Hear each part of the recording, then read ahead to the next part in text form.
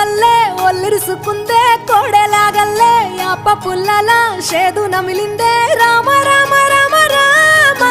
తలకు పోసుకుందే నా నేల తల్లే అలికి పూసుకుందే ముగ్గు సుక్కల్లే సత్తి మూటల్లే సగబెట్టుకుందే బాయి గిర్కనా పల్లె